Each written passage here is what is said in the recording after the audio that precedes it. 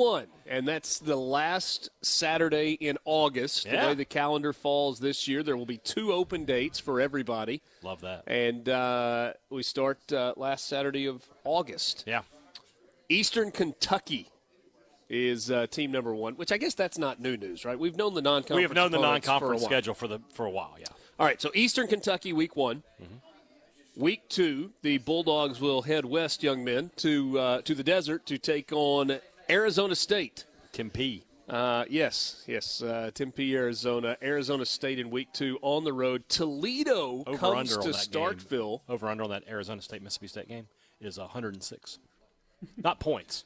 Degrees. Oh, okay, degrees. I was going to say, are we all of a sudden assuming Mississippi State's going to be able to score next Degrees, Richard. You better hope that's a night game. A tricky game, too, in week 2 for Lebby. I mean, like you said earlier, there's so much unknown about State right now, but we do know a little bit about Arizona State. They struggled this year, sure, but had quarterback injuries and stuff. They're portaling really well.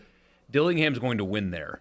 It's just a matter of time, and so that's a tough spot to go on the road there in week 2 also. I do not understand why Arizona State's athletics program is not more successful than it is. Well, they had Herm Edwards for a while. But I mean, go back as far as you want to go, and I don't really care even what the sport is.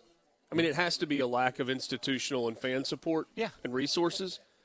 It's hot. Because it is, but it's not cold. But it's also not cold. That's true, and that matters. And that is a place to which you should be able to recruit young, impressionable student athletes. I get what you're trying to say there, and you're right. You should be able to do that. 60,000 students, lots and lots and lots and lots to do in the greater Phoenix area. Phoenix, Scottsdale, Tempe. It very much has a collegiate feel to the Tempe area, and they have a reputation for not going to bed every night at 9 o'clock. That's one way to put it. Yeah. They supposedly like to party at Arizona State. Yeah. All right, so those are your first 3 non-conference games to start the year. You didn't say Toledo, but yeah. Yeah, I did. Well, I think whether we got caught up in the degrees joke. Oh yeah. So. Toledo. Toledo in week 3. It's a really good MAC team this year, but Jason Candle's already gone, hasn't he? Didn't he take another job? Am I wrong on that? You'll have to fact check yourself on that. I don't think check that Jason Candle. He is still at Toledo. I can't imagine for much longer. Goodness gracious. He was a candidate of some degree for Syracuse and Michigan State and Indiana, but they all obviously went in different directions. And you remember Jason Condell. I'm just going alternate pronunciations on all names today. How will Jason Condell game plan for Balake Chapin? Jason Candle was a really hot name in coaching carousel circles a few years ago, and then Toledo fell off, and then they came back, and they were really, really good this season. And then week 4, first SEC game for Mississippi State, they will take on the Florida Gators in Starkville. First trip for Florida to Starkville since Dan Mullen's first game back, 2018. Pretty good stretch. Yeah. Well, State has still not been to Gainesville since 2010. So wow, even longer stretch. Yeah. It's going to be a pivotal game for both of those teams, right? Because I mean, Napier's in trouble. The schedule is brutal, and so if you're Florida, you're like you have to go win in Starkville if you're going to have a successful season. And if you look at Mississippi State's road schedule, I mean, paired with the entire thing, honestly, a reeling Florida team is a real opportunity to buy some early momentum. If State could be 3-1 at that point, they would be in really, really good shape. I don't know if they can be, but if they could, that would be really good. Because after Florida, the price of poker goes up. Mississippi State in week 5 will go on the road to Austin, Texas to take on the Texas Longhorns, who we think are officially back. They are back. And they will be making their debut SEC season with Mississippi State coming to town there in week 5. An open date in week 6.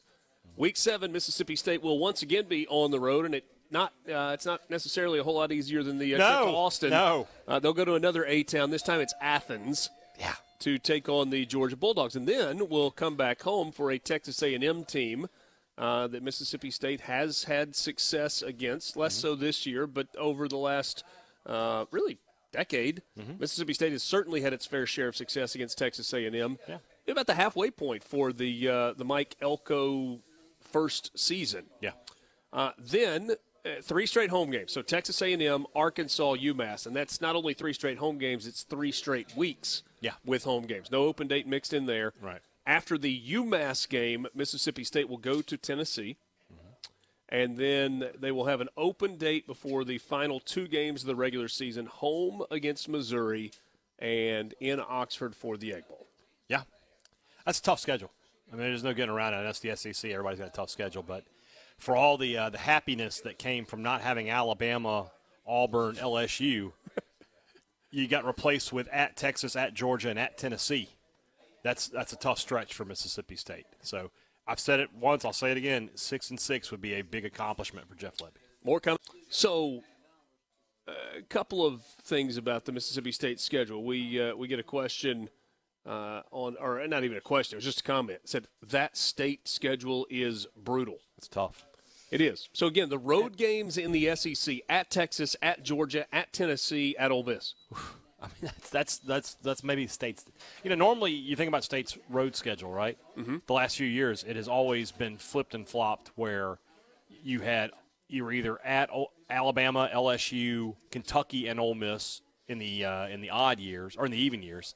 And the odd years were at Arkansas, at Auburn, at A&M, and then your other East team was the odd years or whatever it was. And with the switch up here, like I said before the break, you've lost Auburn, you've lost Alabama, and you've lost LSU, but you put on Georgia, Texas, and Tennessee, and they're all on the road. You would at least have Auburn at home this year in a normal year. The Egg Bowl is what it is. I mean, that's always a tough game for both sides. But on the if you want to give me a plus, Florida was not good last year. They're 5-7. They're not a great team. I think Arkansas is trending towards, outside of Vanderbilt, being the worst team in the conference. And then Missouri, I feel like Missouri is starting to put some things together, but it's just one good year. A lot of teams have one good year and then they trail off. So we'll see what Missouri is next year. It's tough. It's a tough schedule though for sure, and it's going to be a schedule where Jeff Lebby is really going to have to rely on his coaching ability more than anything else, because from a talent perspective, State's not going to be as good as a lot of teams they play next year. SEC stadiums only. Mm-hmm. DKR in Austin, 100,119. That's capacity. Mm-hmm. Sanford Stadium in Athens, 92,746. Neyland is 101,915, and Vaught Hemingway 64,038. It's a lot of people. Yeah. I mean, and again, though, how many does Bryant Denny hold and Tiger Stadium hold? I know Kroger's Field only holds like 65 or whatever it is. Yeah. I mean, that's life in the SEC. Yeah, Bryant Denny and Tiger Stadium both over 100,000 as well. Yeah. But nevertheless, it's tough. It is a tough road schedule next year for. It's very possible. State plays 5 road games total. It's very possible they go winless on the road. Because I don't know about that. At Arizona State, we'll just have to see. Yeah. I mean, that's got like 10 o'clock Central Time kickoff written all over it, doesn't it? Yeah. Just kind of based on what we've seen. Yeah. Historically. Borky, if you had to set if you were inside a dark, smoky room in Vegas and you were in charge of win totals for college football teams, where would you set the over/under for Mississippi State in 2024? Yeah, that's a good question. Thank you. Got to stop doing that. Well, I was picking on him because I asked it during the break. 4.5, probably. I appreciate compliments. 4.5. 4.5, probably. First-year coach. I mean, things will change. They're going to add to the roster, but as of this moment, the talent in-house doesn't look all that inspiring, considering what they're losing. And the schedule is brutal. I mean, you look across the league, and we don't have exact dates for everybody yet, but, I mean, Florida is the only team that I think has a schedule where you would trade states for. Yeah, I haven't seen Florida's, but, I mean, I believe it. Well, their non-conference schedule, Florida's? Not good. It includes Florida State and Miami and UCF. Why they would do that to themselves, who knows? But are masochists the ones who like to feel pain or give pain? Or is it sadists? I think sadists give pain and masochists feel pain. So they're masochists. What was the Rihanna song? The S&M song was. I like how you're asking me. How about a Rihanna song? Oh, I don't know. I mean, I have no idea.